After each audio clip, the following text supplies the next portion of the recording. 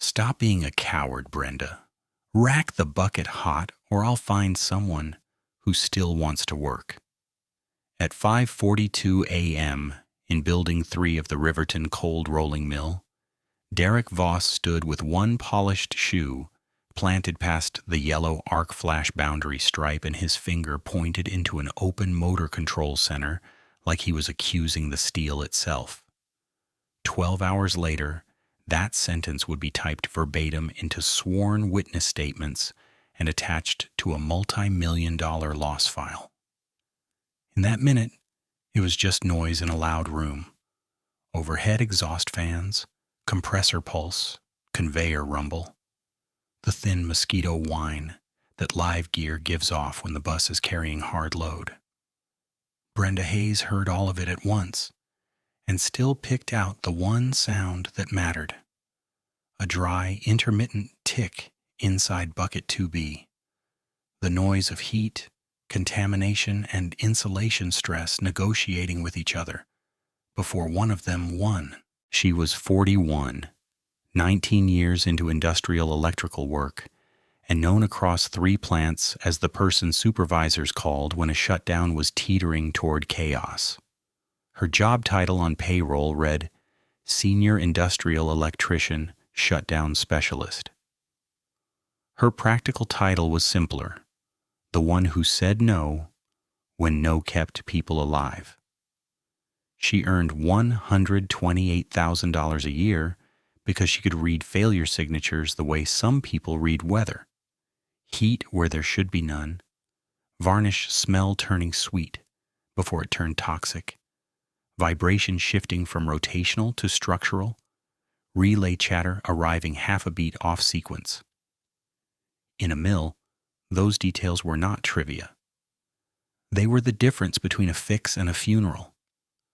The motor control center in front of her was a 480-volt lineup feeding Line 2 auxiliaries, coolant pumps, tension reels, hydraulic units. Gray-painted steel, 20 years old, modified twice, maintained unevenly.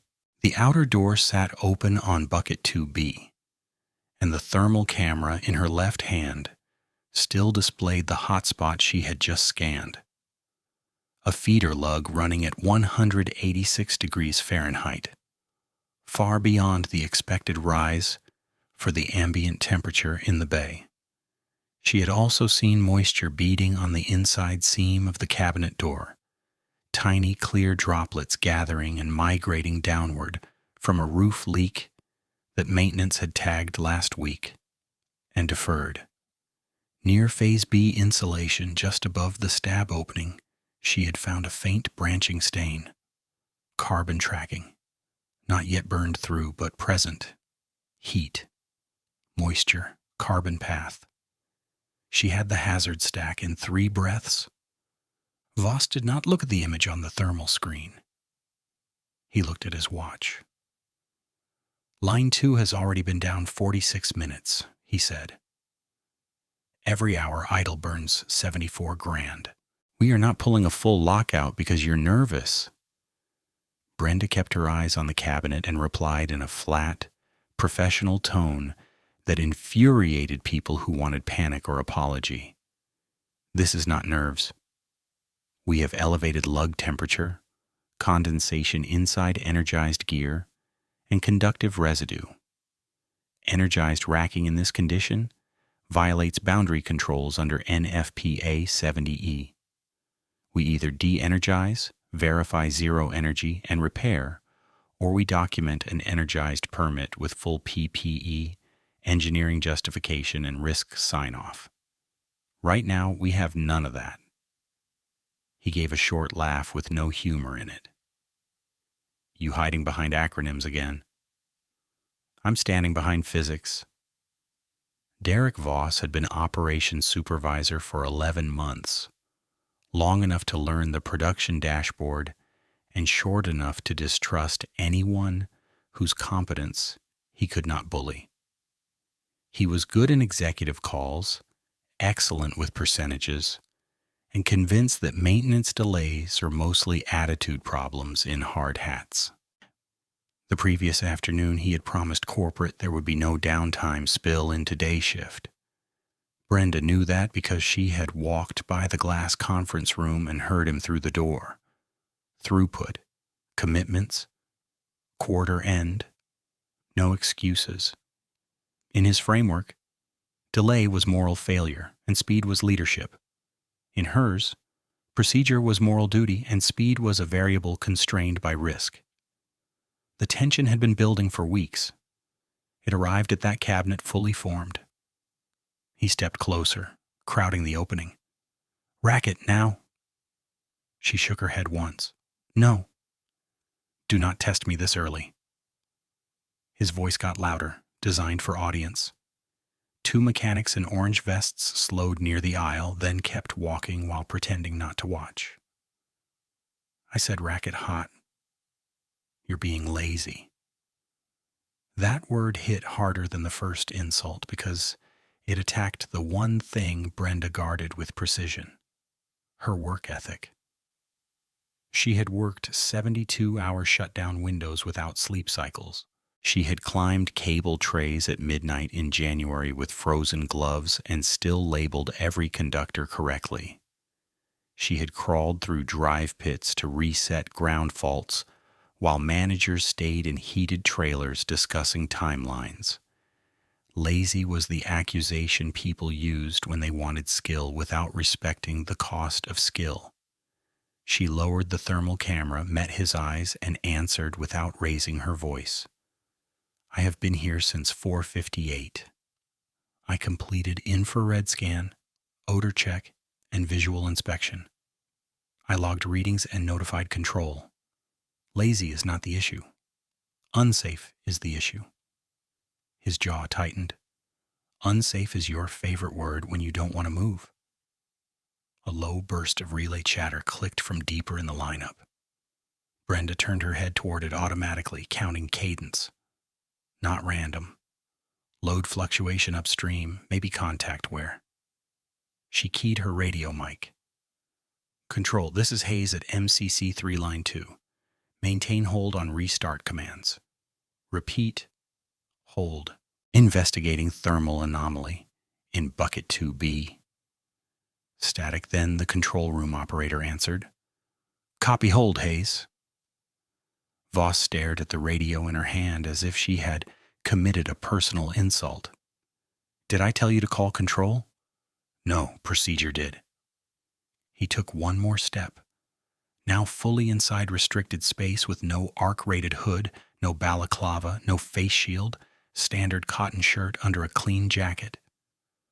Brenda noticed the missing PPE the way she noticed all missing PPE, instantly, involuntarily, the same way drivers register red lights. She lifted her chin toward the boundary tape. "You need to step back outside the line." "Don't give me safety theater. You know what this is?" He pointed at the condensation beads. "A little dampness, you know what this is?" He jabbed again at the dark streak near phase B. "Old dirt. Cosmetic. And you know what you are right now? Obsolete. We don't run this plant with 1998 caution." The word obsolete landed colder than coward and lazier than lazy, because it was aimed at age, experience, and memory all at once. Brenda had seen the mill through ownership changes, software migrations, labor shortages, and one major fire in a finishing bay 15 years earlier. She knew where cable routes had been rerouted without drawings. She knew which panels had mismatched replacement parts. She knew which alarms were chatty and which alarms were death-knocking. Calling that obsolete was not merely disrespect. It was operational blindness, dressed as confidence. She tapped the thermal screen and held it up until it was between his face and the cabinet. "Read that number." He did not look. "Read it," she repeated. "Put that toy away." 186 degrees on a feeder connection in a damp cabinet with carbon tracking by phase B. This is how arc paths get born. Humidity lowers surface resistance. A slipped tool or partial withdrawal ionizes air. Then you have plasma, pressure, and metal vapor in a box you're standing next to with no hood. He exhaled sharply through his nose. You done? No. Then be done. He pointed toward the handle kit on the cart. Direct order, rack it hot. Brenda set the thermal camera on the cart, opened her tablet, and began a refusal entry while speaking each point aloud so witnesses could hear the mechanism, not just the emotion. Refusing energized racking due to uncontrolled moisture ingress, over-temperature lug, visible carbon tracking, absent energized work permit, and inadequate PPE inside restricted boundary. Recommending lockout tagout, verify absence of voltage, dry cabinet, inspect stabs, Megger test insulation, replace damaged components. One of the mechanics who had slowed earlier stopped outright now, pretending to retie a boot near the aisle edge. Another electrician from Utilities, Markel, appeared at the far end and stood still with a wrench in his hand. The bay did not go silent. Mills never went silent, but attention shifted. Even the forklift driver idling by coil storage turned his head toward the open lineup. Voss spoke through clenched teeth. You are not running this shift. I am. And Voltage is not taking orders from either of us. His expression changed from irritation to performance anger, the kind chosen for public effect. Everybody hearing this? Senior Tech refuses a direct order because she's scared of a little spark. This is exactly why we're behind. Too much old-school caution, not enough execution. Brenda finished typing, pressed submit, and waited for the timestamp to register. 5:47:19. She rotated the tablet so he could read the refusal note. He glanced at it for less than a second and pushed it back toward her chest with 2 fingers. You want a medal for saying no? I want everyone walking out of this building with the same number of scars they walked in with. Spare me. He turned toward the aisle and barked. Where's that contractor? Luis, get over here. The name moved through Brenda like a second alarm. Luis Mercado had been on site 3 weeks, smart and eager, newly certified on paper and still learning the gap between classroom diagrams and live equipment in bad conditions. He had asked her 2 days earlier how to tell nuisance heat from failure heat.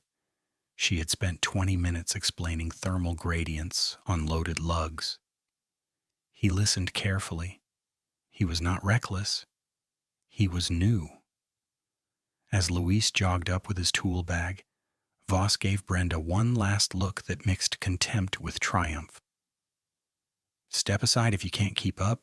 We still have people here who want to work. Brenda moved 1 pace back from the boundary line, not in surrender but in recordable clarity. She keyed her radio again. Control Hayes, mark this. I am outside restricted boundary. I am not participating in energized racking at MCC3, Bucket 2B. Control answered after a beat. Voice tighter now. Copy, Hayes. Logged. By 5:49 a.m., with condensation still climbing the inside seam of the cabinet door and the hot spot still glowing on her thermal screen, the insult had already done what insults do in industrial rooms. It had transformed a technical decision into a hierarchy contest.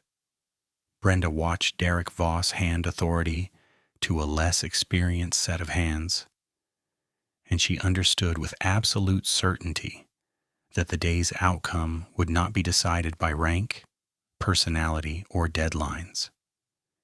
It would be decided by conductive paths, heat rise, and time. Luis set his tool bag down too close to the yellow stripe, saw where Brenda's boots were planted, and shifted it back without being told. Even under the compressor thrum, She heard the zipper teeth catch and release as he opened the bag. New canvas, clean sockets, insulated screwdriver set still bright at the handles. He looked from Voss to the open bucket, then to Brenda, and his expression changed as soon as he noticed the thermal camera screen on the cart. "What's that reading?" he asked. Brenda answered him, not Voss. "Feeder lug at 186 Fahrenheit. Ambient in here is 82. That delta is a warning, not background noise." Voss cut in. "What it is delay. Luis, you're doing a simple rack out and rack in. Don't let this get theatrical." Brenda kept her voice level. "It is not simple in wet gear. Look at the inside lip of that door." Luis leaned in just enough to see the moisture line. Tiny droplets had gathered along the folded seam and were joining into narrow trails that ran toward the lower hinge. Under overhead fluorescent light, the water looked harmless, almost clean, until he followed the trail with his eyes and saw where it ended near insulation that had a dark branching mark. "That stain new?" he said. "No," Brenda said. "Active. Carbon tracking forms when surface contamination starts carrying leakage current. It burns a microscopic path, then deepens the path. Moisture feeds it." Voss laughed once, sharp and dismissive. "It's grime." Brenda pointed without stepping forward. "Grime doesn't branch like a tree from a single stress point. Carbon does." The bay smelled of hot dust, hydraulic oil, and the metallic tang that sat around energized switchgear under load. Brenda had trusted her nose for 2 decades. Now the odor had another note beneath it, faint and sweet, like overheated varnish. She hated that smell because it meant insulation chemistry was changing in real time. She watched Luis catch it a second later. He lifted his head slightly and took a cautious breath through his nose. "You smell that?" he asked. "I do," she said. Voss glanced between them with open irritation. "I smell people trying not to work." Brenda ignored him and spoke directly to Luis again. "Open your face shield and hood bag. What arc rating are you carrying today?"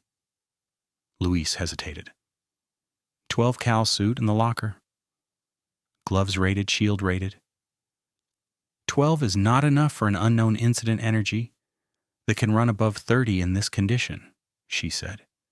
You'd need full 40 cal with hood minimum, and even that's for justified energized work under permit. No permit, no task. Voss snapped.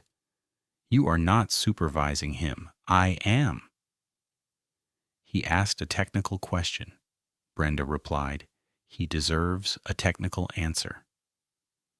For a few seconds, nobody moved. The MCC gave off that insect hum again, steady and thin, then a dry tick from deeper in the bucket compartment. Brenda counted the interval automatically.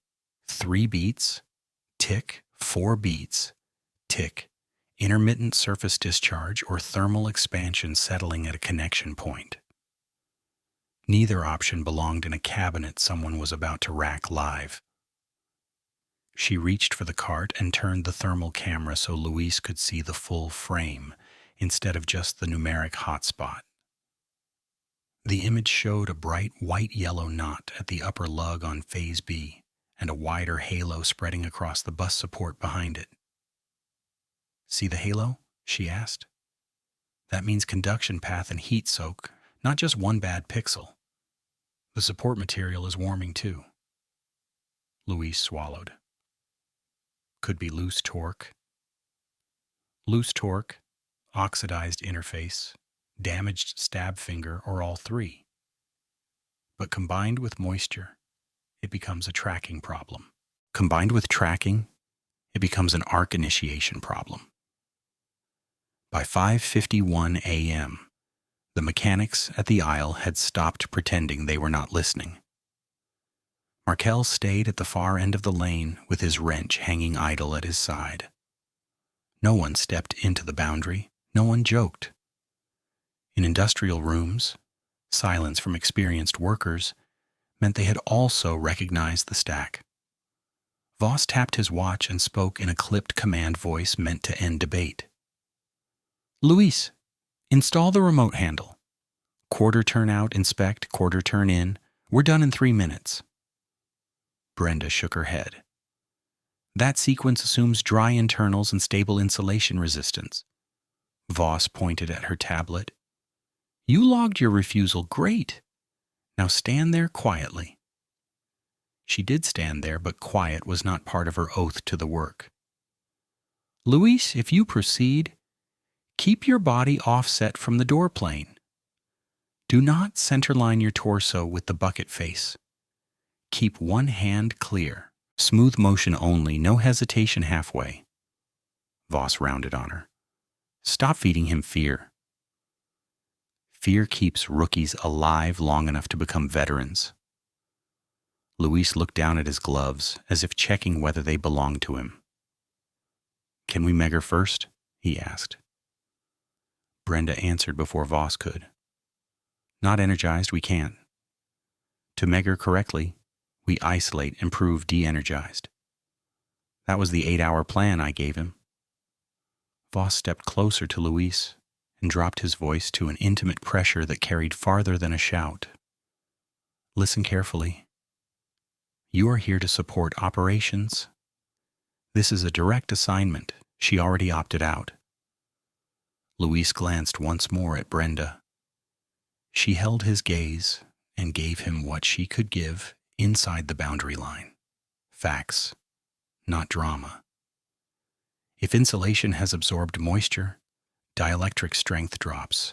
Air gap breakdown voltage drops too when ionized contaminants are present. That means a smaller error can bridge phases. He nodded barely. Voss threw both hands out. There it is again. Lecture mode. Luis, we are not in a classroom.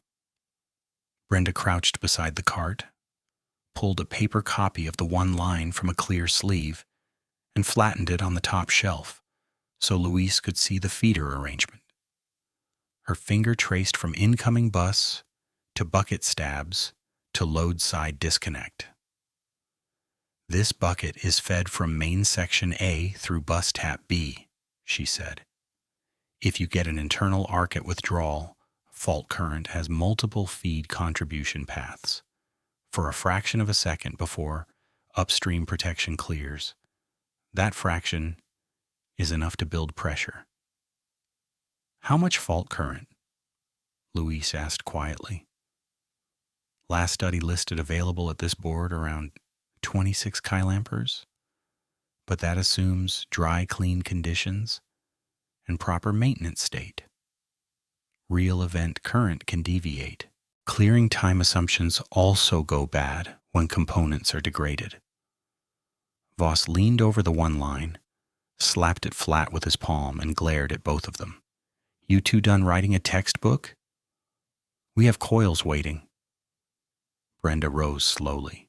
Her shoulders stayed loose, but her jaw had locked. She noticed the top edge of the open door gasket while she stood. It had pulled away from the frame near the latch side, creating a narrow gap where roof leak humidity had probably entered for weeks. She pointed it out. Door seal is compromised at 12 o'clock. Ingress path confirmed. Voss barely looked. Replace the gasket later. Later's after de-energization, she said. Not after we stir a compromised bucket. Luis followed her gesture and grimaced. I didn't catch that at first. That's why second sets of eyes matter, Brenda said. She keyed her radio, each word precise. Control haze. Additional observations on MCC 3 bucket 2B. Failed upper gasket segment. Persistent moisture ingress. Thermal hotspot unchanged. Probable active tracking phase. B. Recommend immediate electrical isolation. The control operator came back with a cautious, strained tone. Copy all, Hayes. Logging under event tag 274. Operations requesting status update every 5. Voss reached and pressed the radio down against her vest with 2 fingers. No more calls unless I ask. She lifted his hand away without force. Document trail protects people when memory gets selective. He stared at her for a full second, then turned away and called toward the aisle.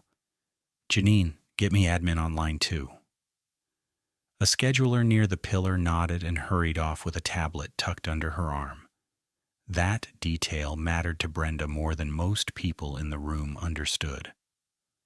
When managers asked admin to clean up paperwork during a live dispute, technical risk had already crossed into legal risk. She filed it away the way she filed every cracked insulator and missing label. Future evidence. Luis pulled out the remote racking kit and checked the coupler pin. His hands were steady at first, then slowed when he brought the handle near the bucket interface and saw a thin film of moisture on the lower edge of the metal faceplate. It's wet right here, he said. Brenda nodded. Use a lint-free wipe and stop if it streaks dark. He wiped once. The cloth came back with a faint gray-black smear. Carbon residue, Brenda said. Not heavy, but present. Voss scoffed. Normal dust from the mill. Mill dust is orange-brown from scale around this area, Brenda said. That is conductive soot. She took one step sideways for a better angle and saw another clue she had missed from the initial stance. A hairline craze in the phenolic shutter edge, barely visible unless light hit it shallow. She felt a cold line run down her spine. Luis, hold, she said. Shutter edge is crazed at about 4 o'clock. Could be superficial, could be thermal stress cracking. Voss threw up a hand. Now the paint has feelings too? Phenolic isn't paint, it's an insulating barrier. Luis leaned closer but stopped at the stripe. I can't see it from here. Brenda picked up a flashlight and shone it across the edge, not directly into the compartment. The line appeared, then disappeared with the angle, then appeared again. There, she said. See that spider line? If that barrier integrity is compromised, flash path behavior changes. Luis exhaled slowly. I see it. By 5:55 a.m., the room had shifted from argument to procedure theater, where one person named hazards and another person named deadlines, as if they were equivalent forms of truth. Brenda felt the old anger rise in her chest, but she kept it harnessed. Anger in electrical work made hands clumsy. Clumsy hands near 480 volts wrote obituaries. She opened the incident calculator app on her tablet and entered the knowns. System voltage 480. Available fault current estimate 26 kA. Protective device clearing placeholder from last coordination study. The screen returned an incident energy range under assumed parameters, and even under optimistic clearing. The value sat above what standard daily wear could tolerate. She rotated the screen toward Luis. This is model output, not prophecy. But even best-case assumptions put this into high-energy territory, and our assumptions are already violated by moisture and visible tracking. Luis stared at the numbers. Could the breaker clear faster than modeled? Could. Or slower if mechanical condition is degraded.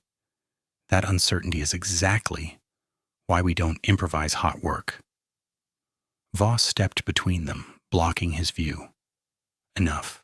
Luis, attach the handle. Brenda spoke once, clearly, so everyone in earshot could quote it later if needed.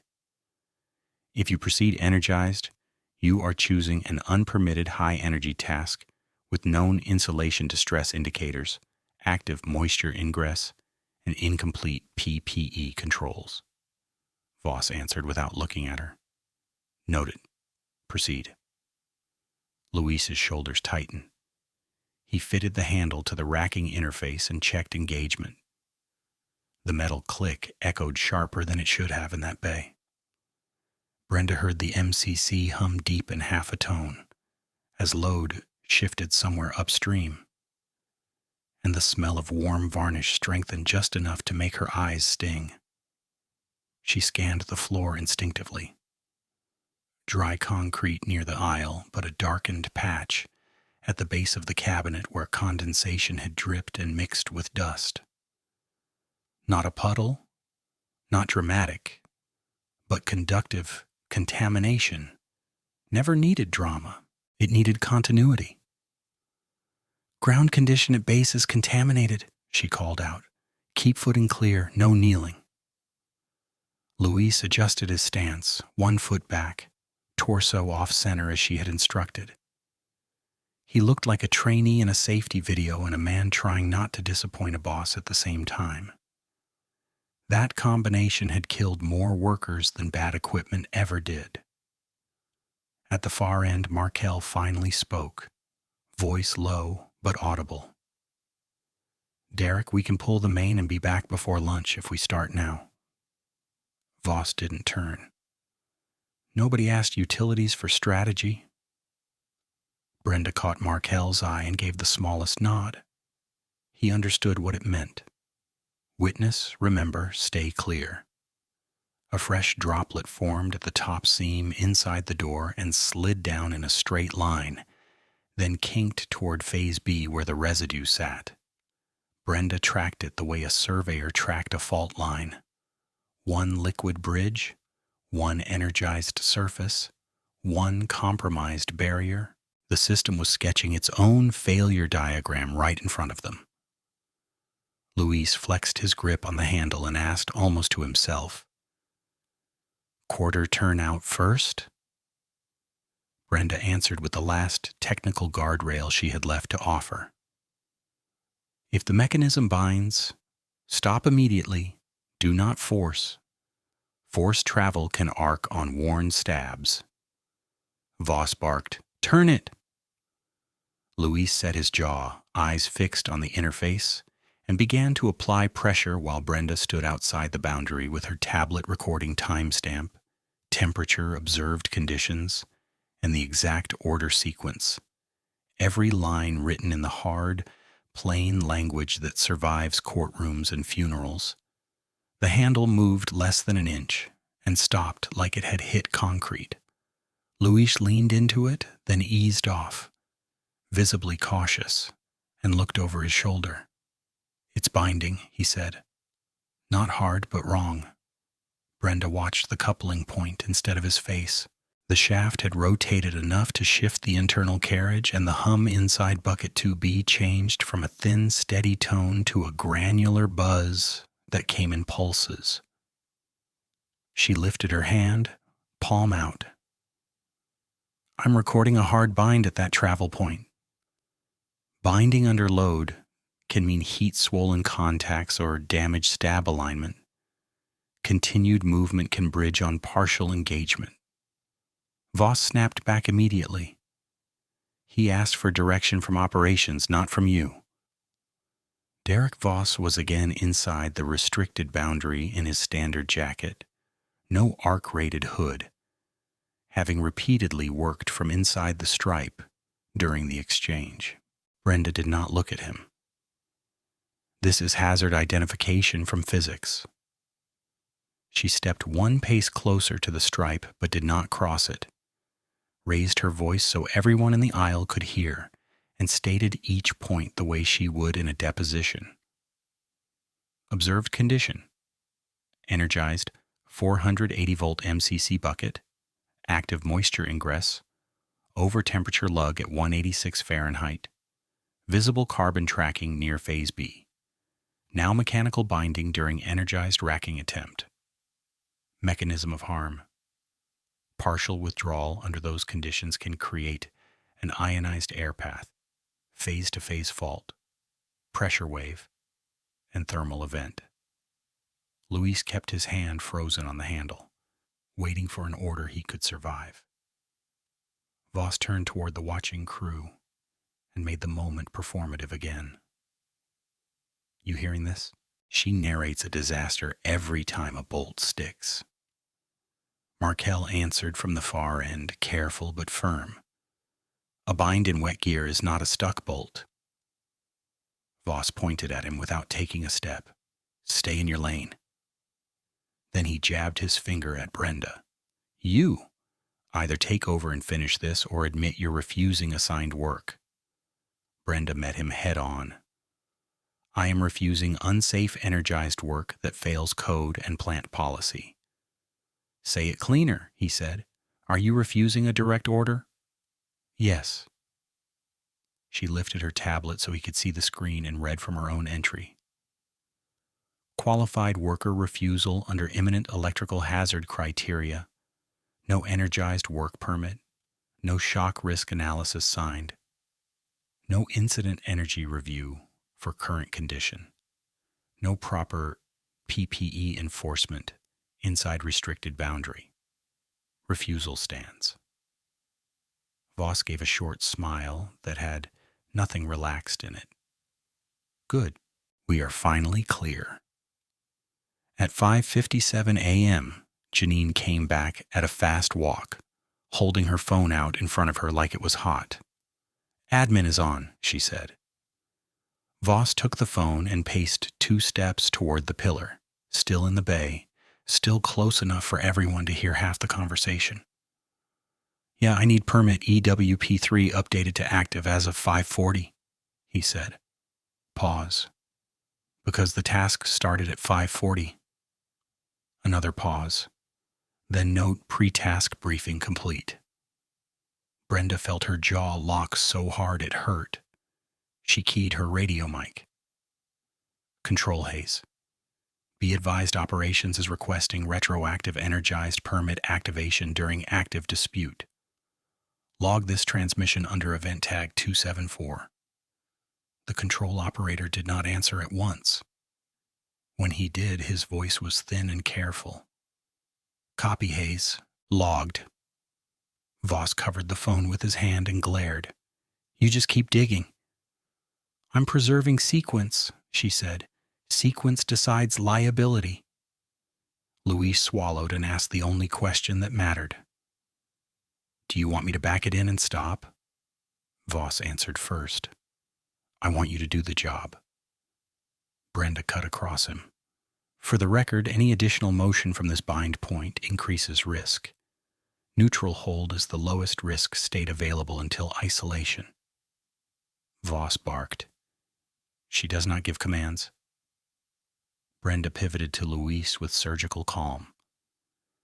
Record this as a licensed electrician with 19 years in this room type. A bind with contamination is a warning from the mechanism itself. The safest state available right now is no motion until isolation. Luis's eyes flicked between them, and she could see the strain in his throat. He was not deciding between right and wrong in the abstract. He was deciding which authority would still control his paycheck at lunch. By 6 a.m., the argument had crossed from technical disagreement into coercion, and everyone in Building 3 understood it. Voss ended his admin call and thrust the phone back at Janine. Done, he said. Dashboard stays green. Brenda heard that line and filed it with the others because motive mattered. He stepped closer to her, lowering his voice into a private threat meant to pass as managerial control. You've got one last chance to be useful. Put on your gear, step in, and rack that bucket, she answered in the same volume.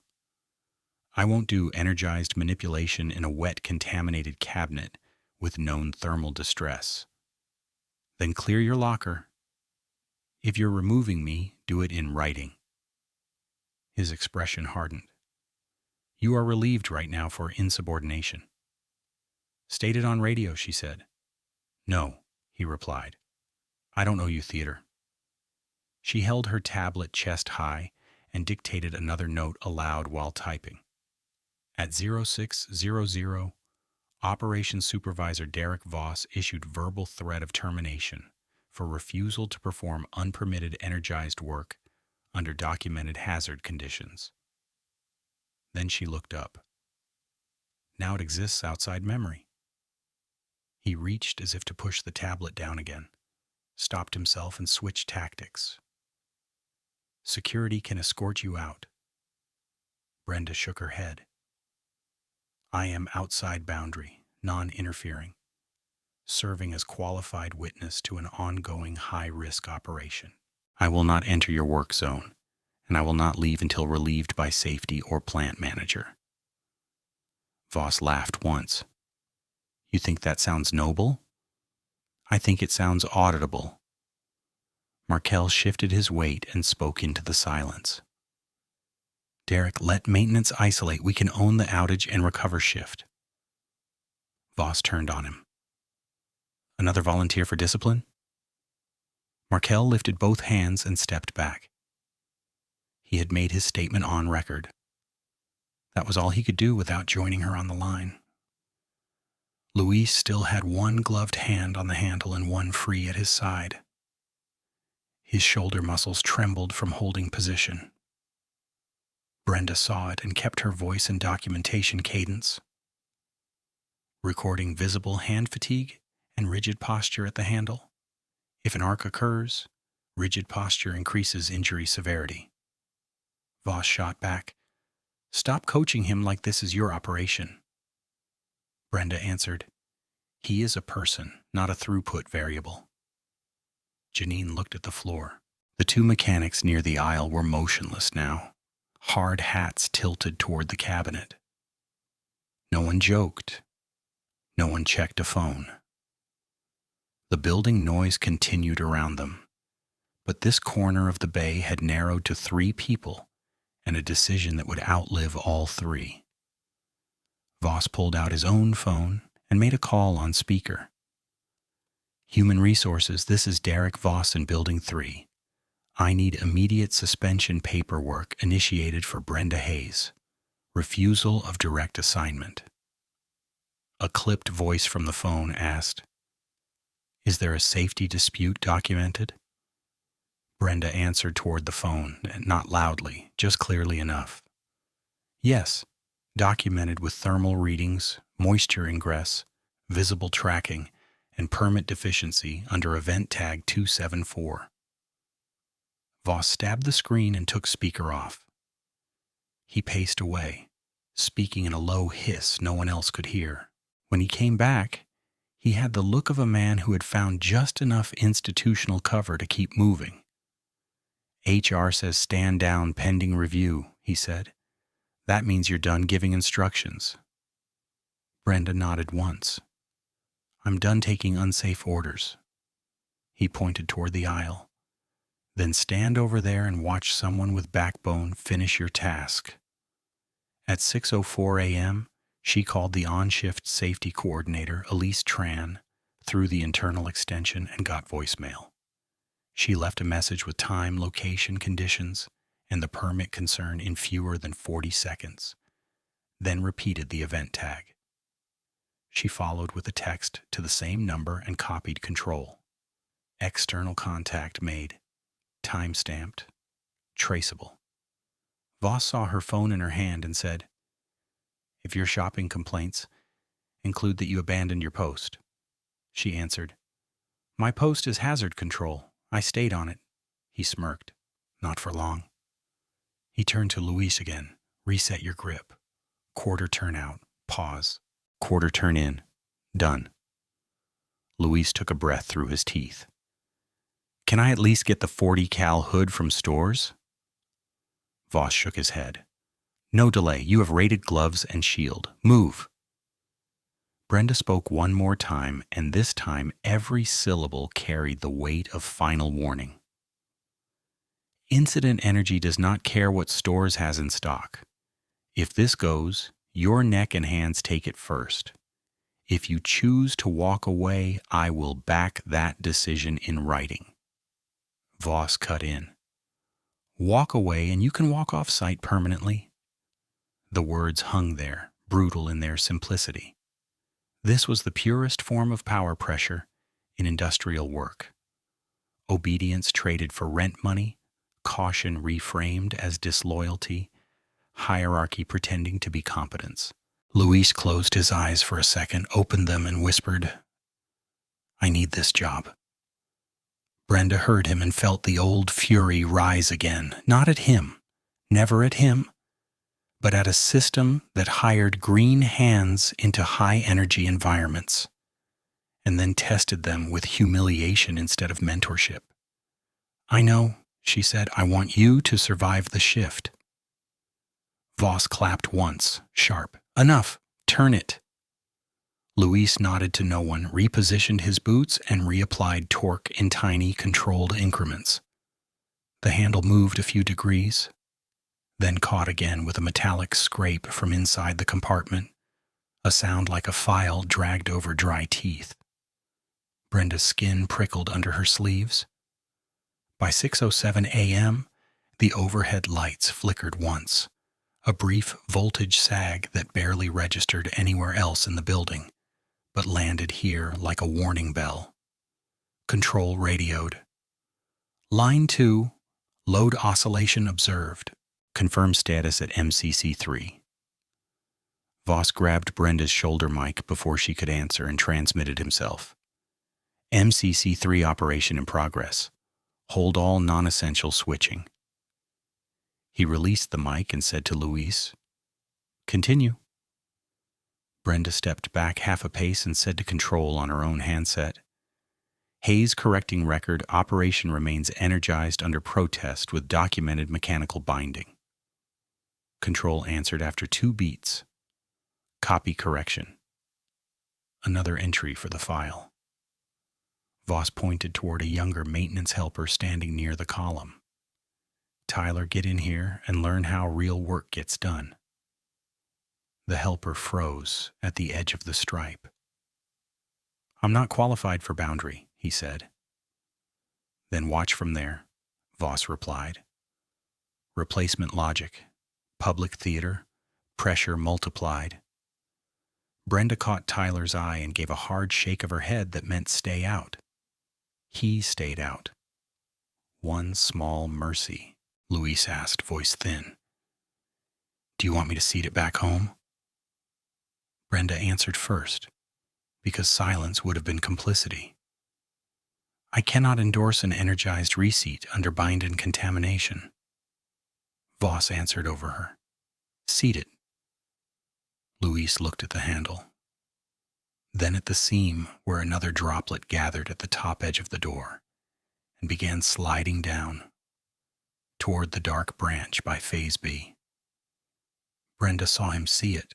He hesitated, and Voss stepped deeper inside the restricted boundary to stand almost shoulder to shoulder with him.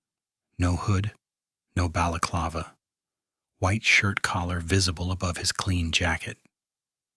"I'm right here," Voss said. "Do it now?"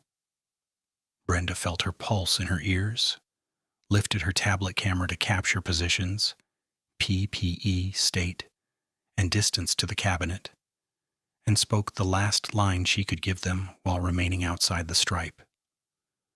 Recorded at 0609. Supervisor inside restricted boundary without required arc flash hood during contested energized racking. Luis tightened his grip. The buzzing inside the bucket sharpened to a brittle ticking cadence, and the handle began to turn. The turn was slow enough to look controlled and wrong enough to make every electrician in the bay hold their breath. Luis advanced at the handle another few degrees, paused, then advanced again, and each tiny movement pulled a matching sound out of the bucket. Scrape, tick, hum, scrape. Brenda kept the tablet lifted, camera framing the interface, the wet seam, and Voss standing inside the restricted boundary with his unprotected collar exposed above his jacket. "Hold at that point," she said. "You're past smooth travel." Voss answered without taking his eyes off the bucket. "Keep going." Luis swallowed and whispered, "It's catching every increment."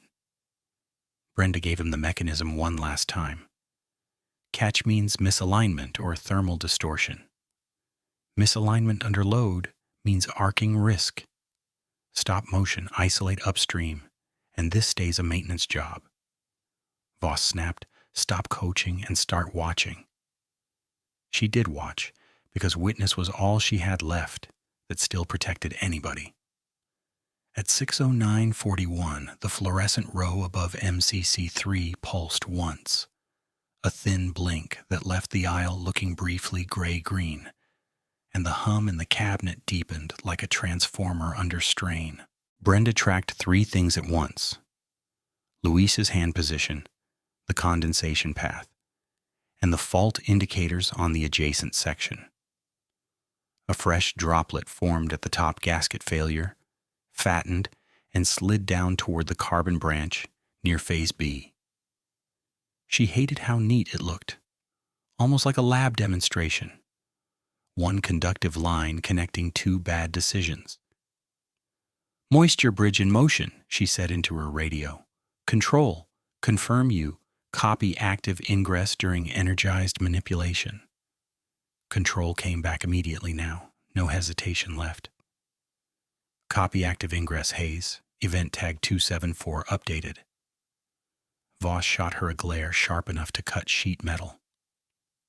You done talking? She did not answer him. She called the condition instead. Tick cadence increasing, internal distress escalating. Luis eased the handle, reached a shallow detent, and held. The bucket gave off a brittle, high-frequency chatter from behind the shutter. Not loud, but so focused, it felt like it drilled into Brenda's teeth. I'm at a stop point, Luis said. Not full out, not full in. Brenda nodded once. That is the worst place to live. Partial engagement is where contact geometry gets unstable. Voss leaned closer to the face of the cubicle, close enough that his reflection appeared faintly in the painted metal. You're fine. Quarter turn home and we're clear. Markel called from the aisle, voice stripped down to urgency. Derek, step back from the door plane. Voss never looked over. Stay out of it. Tyler took 2 involuntary steps backward from the stripe. Janine pressed herself against the column and held her phone at chest height, not filming, just clenching it. By 6:10 a.m., the argument was over, and only physics was left negotiating. Brenda smelled ozone under the hot varnish sweetness, then caught a fast blue wink inside the vent slots. So brief she might have doubted it if the ticking had not accelerated the same second. She did not doubt it. Micro-arcing visible at vent, she said, loud and clean. Repeat, visible internal arc activity. Luis jerked his eyes toward her without moving the handle. Do I back out? No forced direction, Brenda said. No additional travel until isolation. Voss barked right over her words. Seat it in. Now. Luis stayed frozen for 2 beats, shoulders shaking from static tension, then shifted his grip exactly as instructed by the wrong person. Brenda keyed radio again. Control, I need electrical authority at MCC3 to open upstream feeder now. The operator answered with the sentence she expected and still hated hearing. Cannot remote open without operations authorization. Supervisor on record is Voss. She looked straight at Derek and spoke as if reading from a law. You are declining emergency isolation under documented active arcing indicators. Confirm. He stared back. I am authorizing completion. Confirm that. Luis turned another increment. The scrape inside the compartment vanished and was replaced by a smooth, tight whine, which scared Brenda more than the scrape had. Smooth meant contact surfaces had found each other again, but not necessarily in clean alignment. She saw the thermal halo on her camera bloom 2 shades brighter around phase B. heat spreading along support material that should have stayed dark. Temperature is climbing during motion, she said. You are adding energy to a fault path. Voss clapped a hand on Luis's shoulder, as if encouragement could substitute for protective gear. Finish, Luis said through clenched teeth. It feels like sand in gears. That's old equipment, Voss said. Brenda corrected him immediately. That is contact distress and material transfer. Metal is moving where it should not move. At 6:11:32, Elise Tran finally called back. Brenda answered on speaker without taking her eyes off the cabinet. Elise, active energized racking in wet contaminated MCC with visible arcing indicators and no valid permit controls. Needs safety stop authority now. Elise's voice came fast and clipped, already in motion. I'm crossing from building 1, 3 minutes. Voss heard it and laughed once, tight and bitter. By the time safety gets here, we'll be done. Brenda spoke into the phone. Supervisor is inside boundary without required hood. Elise did not waste words. Document everything. Keep clear. Call ended. 3 minutes was both a promise and a lifetime in a failing electrical enclosure. Luis reached what should have been the home position and paused, panting lightly inside his face shield. I think it's seated, he said. Brenda watched the index mark on the mechanism. It was close, not true. A misseated fraction barely visible, but enough to leave load contacts in a state no load contact should inhabit. Index is off by maybe 2 degrees, she said. Do not force final lock. Voss moved in even closer, shoulder nearly brushing Luis. It's seated. Lock it. Brenda's voice flattened to steel. 2 degrees at 480 volts is not cosmetic. It changes contact pressure. Luis looked at the mark, then at Voss, then at Brenda. His hand hovered. I can't tell if that's paint misprint or real. It is real, Brenda said. I checked the faceplate this morning. The mark was true. At 6:12:19, the bus hum shifted again, lower and rougher, and the ticking started coming in triples. Tick, tick, tick, pause, tick, tick, tick. Brenda had heard that pattern once in another plant, years earlier, 6 seconds before a starter compartment failed. Memory arrived with full sensory fidelity. Heat on her neck, steel ping, then pressure. She tasted metal now without biting anything. Pattern discharge, she called. Triples, repeating.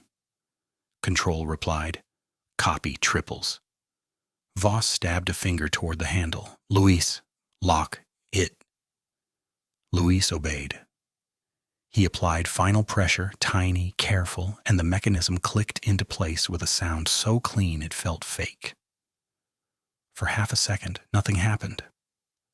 Then the vent slots emitted a thin thread of gray smoke that curled upward and vanished in the fluorescent draft. Smoke at vent, Brenda said. We are in active fault development. Voss took one step back at last, then stopped, still well inside the stripe. It's just burn-off. 6:13:08 stamped itself onto Brenda's tablet as Luis rechecked the coupling and lifted his hand clear of the handle. In that same second, the cabinet gave a low insect hum that rose into a tight electric whine. Brenda heard a tiny snap from inside Phase B, then another from Phase C, like fingernails clicking glass. Everyone back from the line, she shouted. Markel moved first, grabbing Tyler by the arm and pulling him behind a column. Janine crouched and covered her head. Luis started to step away but glanced at Voss, waiting for permission he no longer needed. Move, Brenda shouted again, and this time he pivoted. 8 seconds later, a white-blue flash lanced through the seam at the bucket edge, bright enough to bleach color out of the bay. It was not a movie fireball. It was electrical plasma, sharp and concentrated. A violent light where air became conductor. The hum became a roar. Inside the compartment, fault current found the path moisture and carbon had drawn, and phase-to-phase energy bridged in a chain reaction too fast for human command. Brenda saw the first pressure pulse hit the door from within, a blunt, outward thud that flexed sheet steel. Arc fault! Arc fault at MCC3, she yelled into radio. Trip upstream now? Control answered over rising alarm tones. Feeder A trip signal received. Stand by. Cascading trips on Line 2 auxiliaries. The words broke under static as protective devices raced each other through logic and hardware delays. 45 seconds from first sustained contact, the cubicle door bowed outward another inch. Hinge line shuddering, latch straining. Heat punched into the aisle like an oven blast. Brenda felt it across the boundary, even with distance and angle. A dry, punishing wave that made her eyes water instantly. Luis stumbled backward, one hand up in front of his shield. Voss threw an arm over his face and turned. Too late and still too close. At 6:13:56, the compartment failed. The door blew open with one flat detonation, a mechanical concussion that slammed the air out of Brenda's lungs and rattled every loose panel in the bay. Copper vapor and superheated gas erupted into the aisle in a dense burst, followed by fragments of insulation and hardware that ricocheted off railings and concrete. The overhead lights flickered hard, half the row went dark, and then emergency illumination snapped on in red-amber strips. Steel rain clattered down in a fast, terrible hail. Brenda hit the floor on one knee behind the boundary post, tablet skidding from her hand, ears ringing with a high monotone that drowned speech for 2 long seconds. When hearing returned in jagged pieces, she caught screams, alarm horns, and the hiss thunder of suppression dumping from overhead nozzles. White agent flooded the corridor in a rolling cloud, turning the aisle into a blizzard of chemical mist and dust. Brenda forced herself up, pulled her shirt over nose and mouth, and got eyes on people first. Equipment second. Luis was down on his side 3 yards from the cabinet, conscious, curled inward, gloves smoking at the fingertips. Shield scorched opaque along one edge. Voss was seated hard against the base of a support column, one hand over his face, blood tracing from eyebrow to cheek from blunt impact and flying debris, jacket sleeve scorched but intact. No one was trapped against the enclosure. That single fact cut through the ringing like a lifeline. She keyed radio, voice hoarse but steady. Control. Confirmed arc blast at MCC3, Building 3. 2 injured, both breathing. Dispatch medical now. Isolate room. Lock all electrical access points. Control came back in bursts through alarm noise. Medical en route. Fire brigade en route. Line 2 and Line 3 dark. Repeat. 2 process lines down from trip cascade. Brenda moved to Luis first, staying clear of pooled suppressant and any conductive runoff path from the cabinet. Luis, keep still. Can you hear me? He nodded once, face white under soot. Hands burn, he gasped. Neck too. Copy, she said. Do not remove gloves until medics direct. She turned to Markel, who had reappeared at the edge of the cloud with a spill kit mask on. Get burn blankets from Station C. Do not cross in front of that cabinet. Another crack sounded inside the lineup, smaller now, secondary component failure as residual energy collapsed. Everyone flinched. Brenda pointed away from the room. Evacuate non-essential personnel. 50-foot perimeter now. Tyler helped Janine to her feet and guided her out, coughing. Voss tried to stand, failed, and slid back down against the column, stunned and swearing under his breath. Brenda crouched 2 arm lengths from him, out of direct runoff. "Derek, stay seated. Keep pressure on that cut. Medics are coming." He stared at her through one open eye, shock finally stripping authority out of his face. He tried to speak. What came out was a rasp. She did not wait for it. Within 90 seconds, Fire Brigade entered with arc-rated turnout gear and SCBA, confirming no sustained flame, only hot spots inside the damaged bucket and adjacent section. They hit thermal checks, established exclusion tape, and handed command to emergency response lead. Medics reached Luis first, then Voss, beginning burn care and trauma assessment under pulsing red strobes and the relentless horn. Brenda stepped back when told, hands shaking now that immediate tasks had somewhere else to land.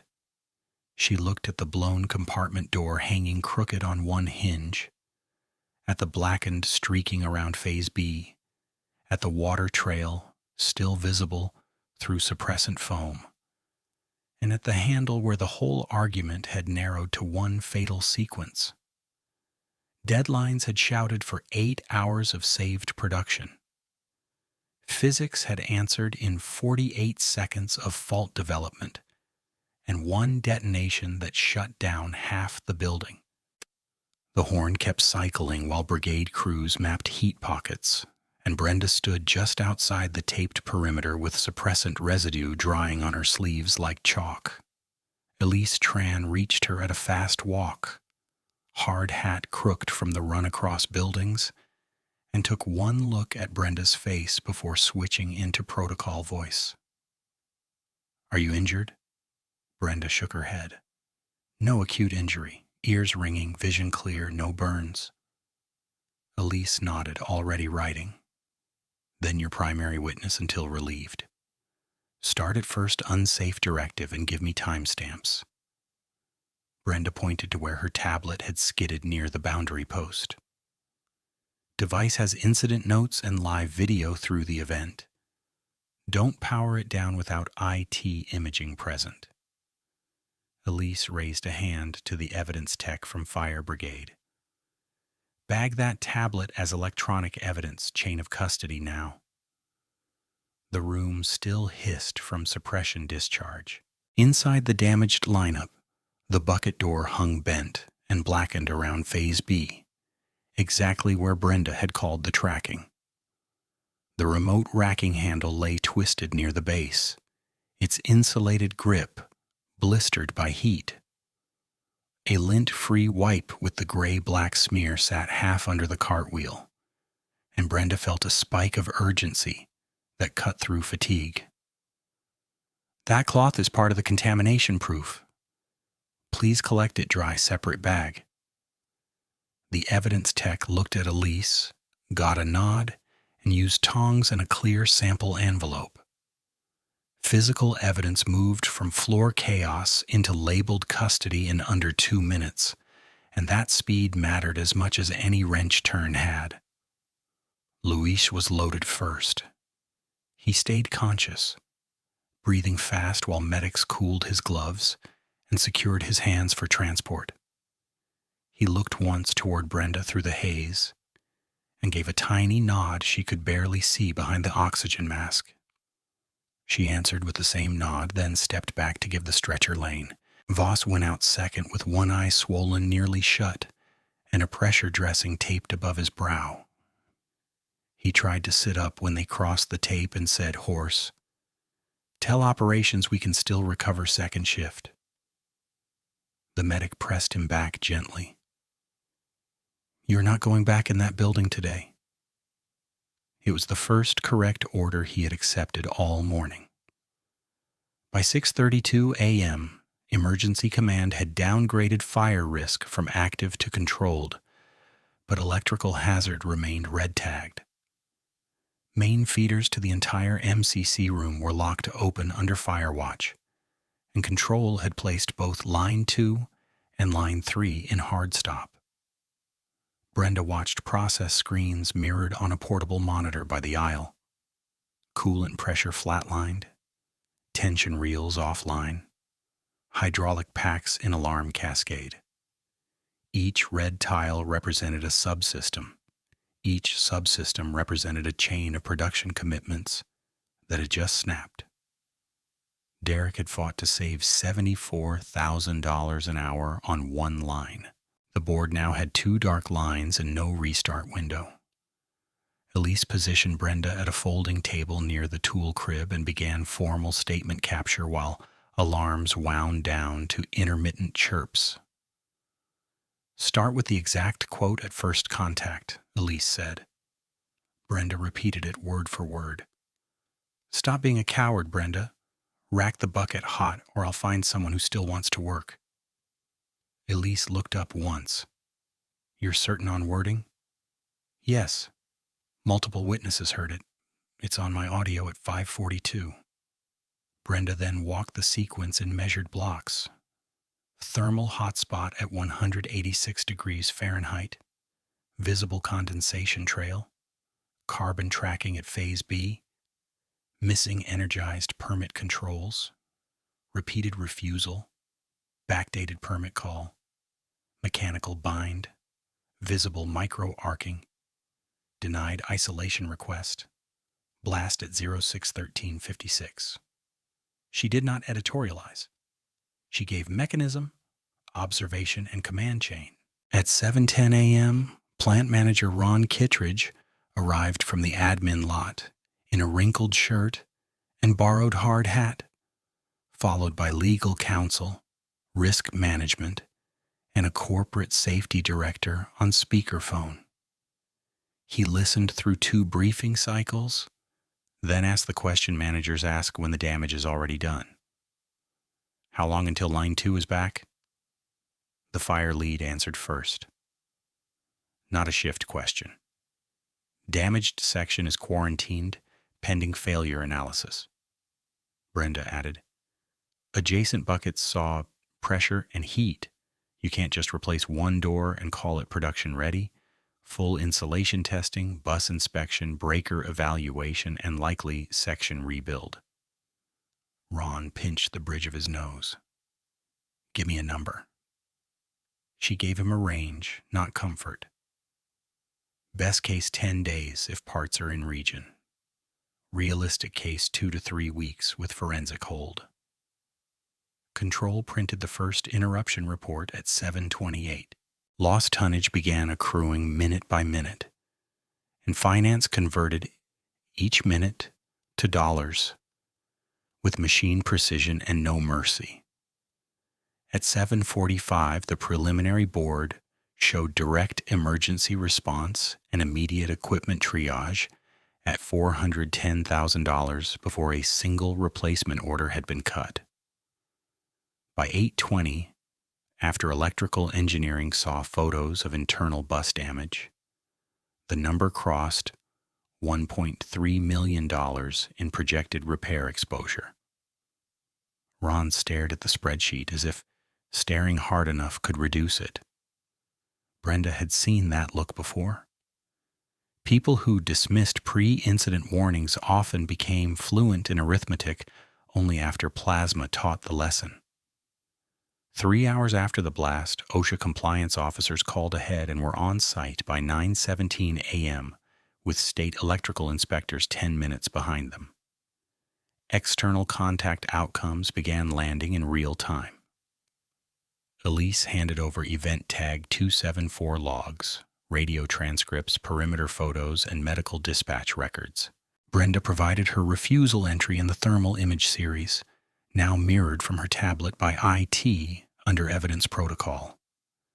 One inspector asked, "Did operations authorize energized work permit before task initiation?" Brenda answered, No. Request to admin was made after refusal for retroactive activation." The inspector's pen paused for a fraction, then continued. "Name who made the request." Derek Voss, 557, on phone in bay, witnessed by multiple personnel. No one at the table contradicted her. By late morning, the MCC room had become less a workplace and more a case file built out of tape, tags, and numbered evidence cards. The twisted handle was carded. The failed gasket segment was cut and bagged. Soot samples were lifted from the Phase B branch point and lower cabinet lip. The smeared wipe Brenda had flagged received its own label and initialed chain. Distinctive details that had looked small at 550 now sat in separate envelopes under fluorescent lights, each one another link in causality. Heat, moisture, carbon path, bind, forced travel, arc. No missing link remained for anyone claiming randomness. Hospital updates came through occupational health at 11:06 a.m. Luis had severe burns to hands and neck, but stable airway and no full-thickness facial injury due to shield position at the instant of failure. He was transferred to the regional burn unit for specialist care. Voss had a fractured orbital bone, concussion signs, and flash-related superficial burns on one forearm where his sleeve had ridden up. No fatalities. Brenda repeated that fact to herself once, not as comfort but as boundary. The day was catastrophic and still could have been worse. She signed the employee incident roster with hands that had finally stopped shaking. At 12:40 p.m., insurer field adjusters joined by video and immediately requested maintenance history, energized work permits for the last 12 months, arc flash study revisions, and any correspondence regarding roof leaks over energized gear. That list alone told Brenda where the claim trajectory was heading. Insurance paid accidents. Insurance fought willful bypass. She watched risk management pull files and felt the delayed weight of Janine's 5:57 admin call settle into the room. A clerical timestamp entered under pressure could now move millions of dollars. The moral language of the morning had turned into legal language by lunch, and legal language had better memory. Ron gathered department heads at 1:15 p.m. near the shut coil bay and read the first operational consequences aloud. Building 3 production was suspended pending electrical clearance. Line 2 and Line 3 outage was projected at a minimum of 19 days due to equipment replacement lead time and regulatory hold points. Overtime budgets were frozen except emergency recovery labor. Customer delivery commitments would be renegotiated under force majeure, where possible. Finance estimated interruption losses climbing past $6 million if restart slipped beyond 2 weeks. Nobody argued with him this time. The numbers had replaced shouting. By the second shift handoff, the estimate had hardened again. Engineering's destructive inspection found internal arc damage extending into adjacent vertical sections, not just bucket 2B. Copper bus bracing had deformed from pressure. Insulation support components showed carbonization patterns inconsistent with a single brief flash, indicating sustained fault energy before upstream clearing. Replacement scope expanded from one bucket assembly to a multi-section rebuild, plus full relay coordination review. Direct property and interruption projection moved to $9.7 million on the incident board at 6:03 p.m., and the board stayed pinned there through the evening while procurement called every vendor in 3 states. The legal track widened in parallel. Corporate counsel issued litigation hold notices at 6:20 p.m. to operations, maintenance, safety, HR, and admin records teams. No deletions, no edits, no overwritten logs.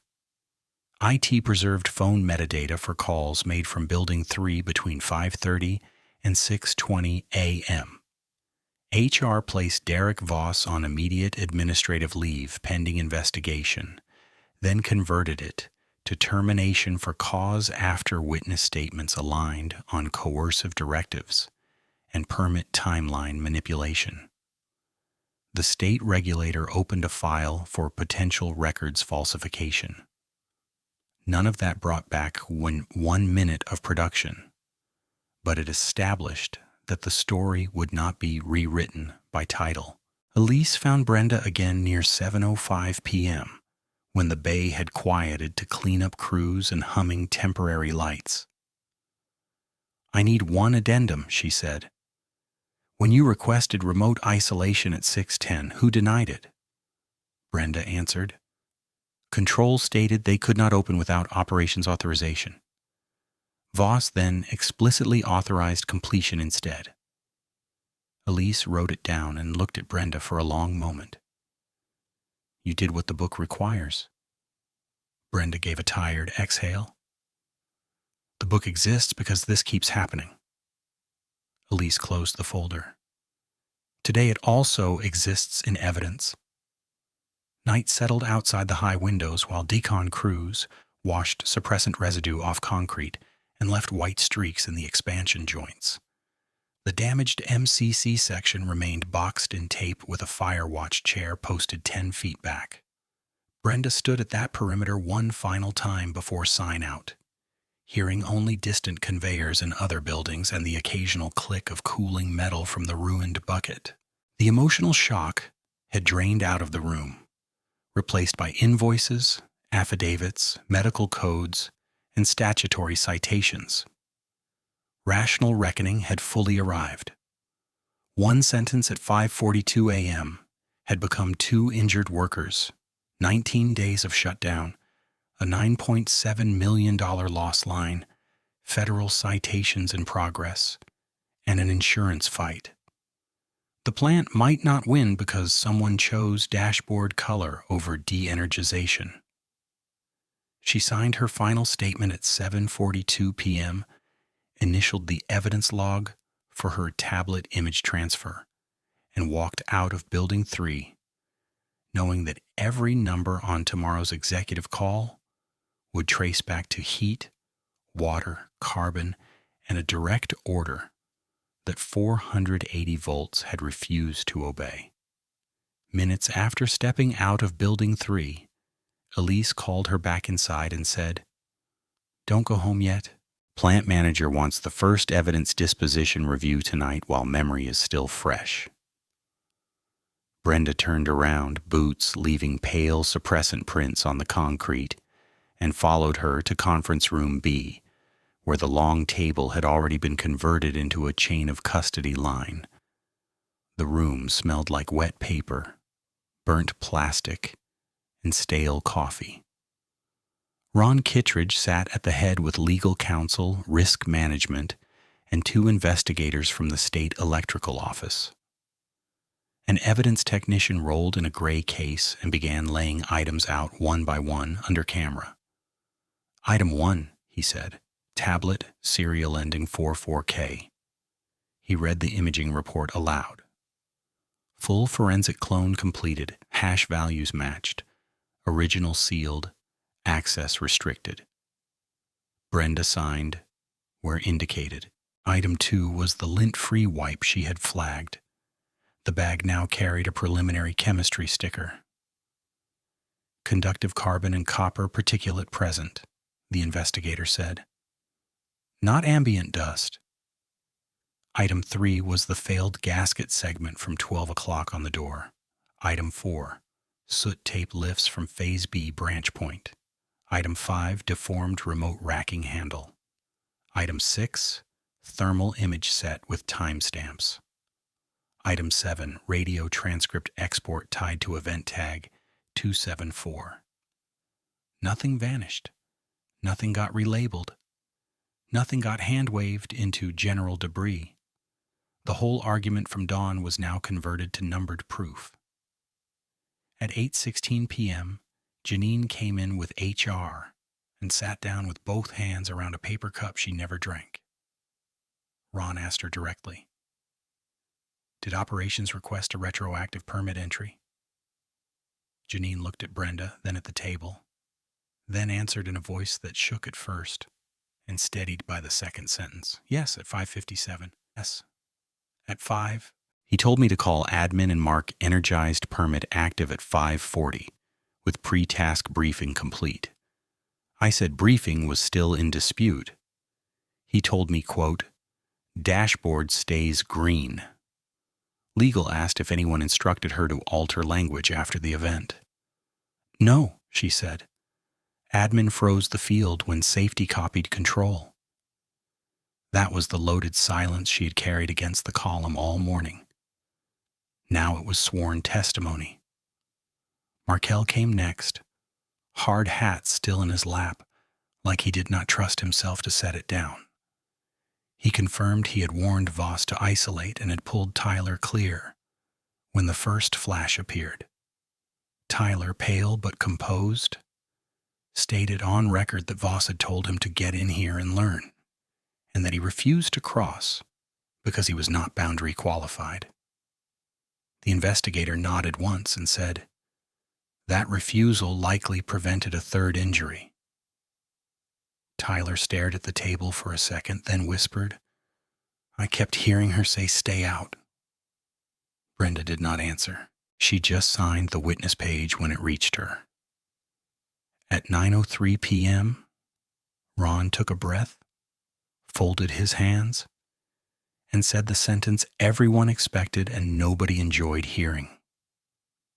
Effective immediately, Derek Voss is terminated for cause pending final investigation based on coercive directive conduct and permit record manipulation. Legal added, site access revoked tonight. No one clapped, no one smiled.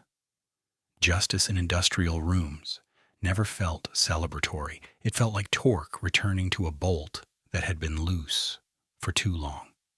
3 days later, in the OSHA closing conference, the strange details Brenda had flagged were projected 12 feet wide on a screen and treated as the causality chain they had always been. The condensation trail from the roof seam appeared first, then the carbon branching near phase B, then the phenolic shutter craze at 4 o'clock, then the off index mark by 2 degrees, then the radio line where she requested remote isolation at 6:10 and was denied without operations authorization. The compliance officer tapped the table with a pen and said, "This was not an unforeseeable electrical event. This was a prevented event that was pushed forward by hierarchy." He read the citations. Serious and willful violations under energized work controls, PE enforcement, and supervisory conduct. Brenda sat still through all of it, hands flat, and answered clarifying questions in single sentences. That afternoon, Elise walked her through the final status of every contact Brenda had made that morning. Control's corrected log entry remained intact. No transcript edits. HR's call record from Voss's suspension attempt was preserved and produced. Elise's own callback at 6:11 was attached to the timeline. The emergency medical dispatch recording was secured by risk management. The state inspector's request for roof leak maintenance history had produced the deferred ticket from the prior week. "Every line you opened got an outcome," Elise said. "There are no hanging threads in this file." Brenda nodded once. That was the only way she could sleep. On the second Friday after the blast, occupational health patched Brenda through to Luis from the burn unit's rehab wing. His voice sounded rough but alert. "They said grafts are taking," he told her. "PT starts Monday. I can move 2 fingers on my left hand now." She asked him one technical question and one human one. "Do you remember the bind point?" "Yeah," he said. "It felt like sand." then too smooth. That matched the failure model exactly. And are they treating your neck pain? He gave a short laugh. Better than Derek treated permits. It was the first dark joke either of them had allowed, and it landed without cruelty because both of them knew what it cost to get there. Before they ended the call, he said, "I should have walked." Brenda answered, "You were cornered. Next time, walk anyway. Job markets recover faster than nerves." 6 weeks later, the delayed consequence arrived in a hearing room at the state licensing board. Beige walls, humming lights, and a row of microphones that made every sentence sound flatter than it felt. Riverton's self-perform electrical authorization was suspended pending independent audits, retraining, and third-party sign-off. The board chair read it into record while corporate counsel wrote without looking up. "This is administrative, not punitive," she said, then paused and added, "but it reflects a loss of trust in internal controls." The financial vice president asked how long the suspension would last. "Until demonstrated compliance," the chair replied.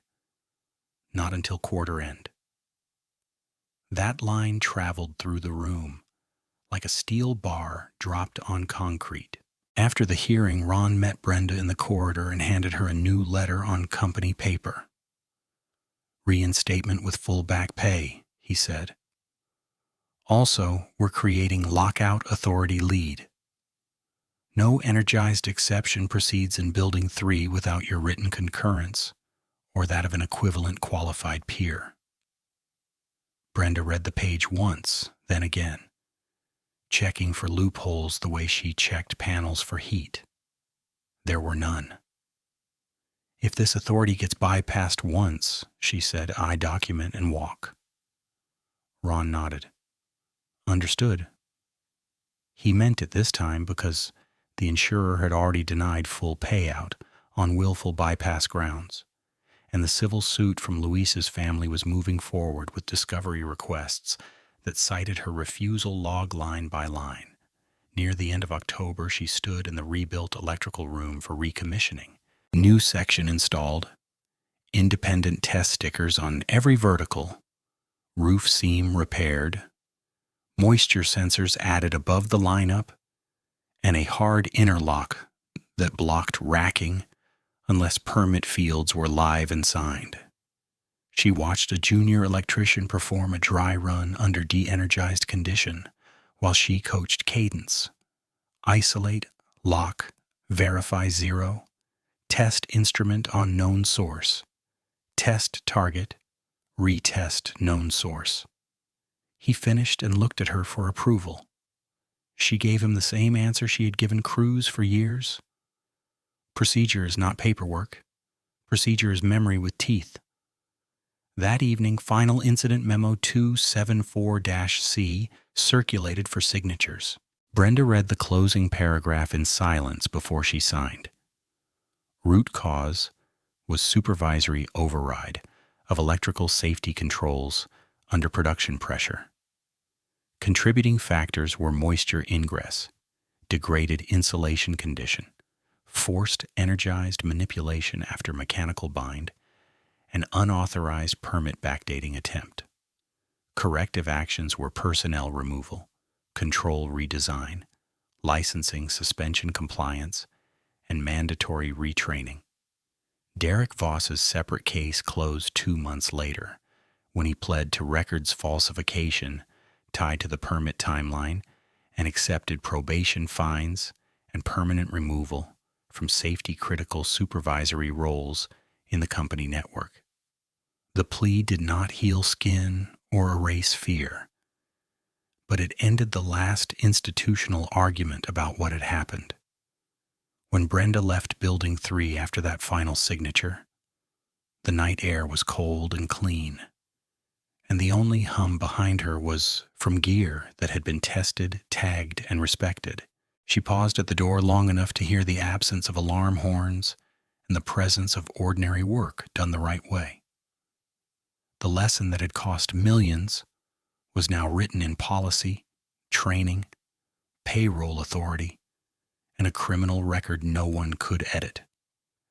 Deadlines had demanded obedience. Titles had demanded silence.